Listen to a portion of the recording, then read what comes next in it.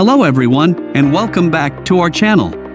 Today, we have an important topic to discuss: filing taxes for unemployment income. We understand that it can be overwhelming, but fear not. By the end of this video, you'll have a clear understanding of the process and feel confident in fulfilling your tax obligations. Filing taxes can be a complex process, especially when you have received unemployment income during the tax year. But don't worry, we're here to guide you through the steps involved in filing taxes for unemployment income. Let's start by understanding what unemployment income actually means. Unemployment income refers to the benefits received by individuals who have lost their jobs and meet the eligibility criteria set by their state's unemployment insurance program. These benefits are provided as temporary financial assistance to help individuals meet their basic needs while they search for new employment opportunities. Now, when it comes to the taxation of unemployment income, there are a few things you need to know. Unemployment income is generally taxable at the federal level, but whether it is subject to state income tax varies depending on the state you reside in. So, it's crucial to understand the tax laws specific to your state of residence.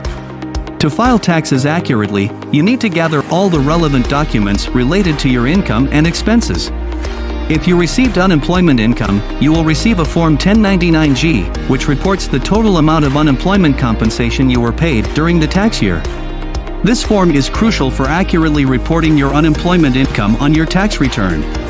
Additionally, if you worked part-time or earned income from other sources, you will also need to gather your Form W-2s from those employers. In addition to the forms mentioned, you should gather any other relevant documents, such as receipts for job search expenses, proof of deductible expenses, and documentation related to any taxes withheld from your unemployment benefits. Having these documents ready will make the filing process smoother. Now, let's talk about determining your filing status. Your filing status is an important factor in determining your tax liability. The IRS offers several filing status options. If you are unmarried, divorced, legally separated, or widowed, and you don't qualify for any other filing status, you will likely file as single. If you are married and want to file a joint tax return with your spouse, you can choose the married filing jointly status. And if you are unmarried and have a qualifying dependent, you may qualify for the head of household filing status, which offers a higher standard deduction and potentially lower tax rates. Now that we understand the basics, let's move on to calculating your adjusted gross income or AGI. Your AGI is a crucial figure used to determine your tax liability.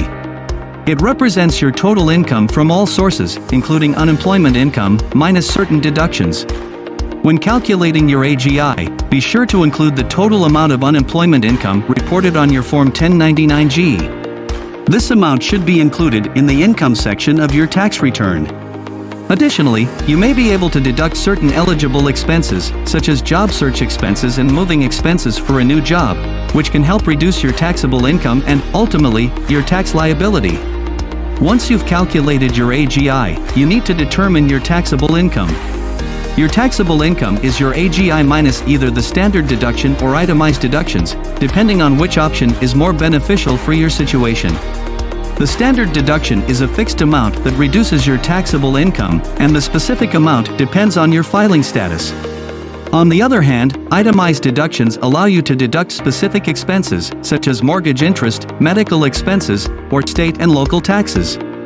To choose between the standard deduction and itemized deductions, you'll need to compare both options and choose the one that results in the lower tax liability.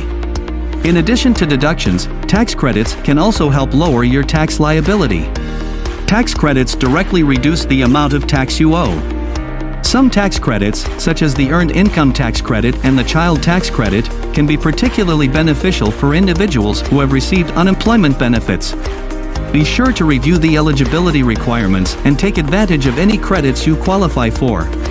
Now that we've covered the essentials, let's talk about the actual process of filing your taxes. Depending on your income level and the complexity of your return, you have a few options. You can choose to file your taxes manually using paper forms, or you can use tax software to simplify the process. There are many reputable tax software options available that guide you through the necessary steps, ensure accurate calculations, and help you maximize your deductions and credits. If you're not comfortable with self-filing or have a complex tax situation, it may be beneficial to seek the assistance of a professional tax preparer.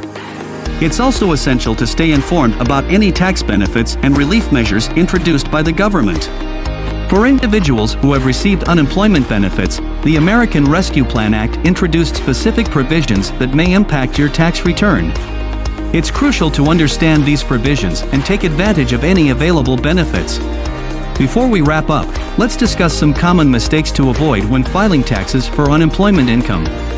One common mistake is reporting incorrect information on your tax return. Make sure to double-check all the figures and information you provide to avoid any errors. Another mistake is forgetting to report your unemployment income. Remember, the IRS receives a copy of your Form 1099-G, so it's crucial to include the correct amount on your tax return. Finally, missing tax deadlines can result in penalties or delays in receiving your tax refund. Be aware of the filing deadlines and make sure to submit your return on time. And that concludes our comprehensive guide on how to file taxes for unemployment income. We hope this video has provided you with the necessary information and guidance to successfully navigate the tax filing process. Remember, if you have any specific questions or unique circumstances, it's always a good idea to consult with a tax professional or reach out to the IRS for further assistance. If you found this video helpful, be sure to give it a thumbs up and subscribe to our channel for more valuable content. Thanks for watching, and see you in the next video.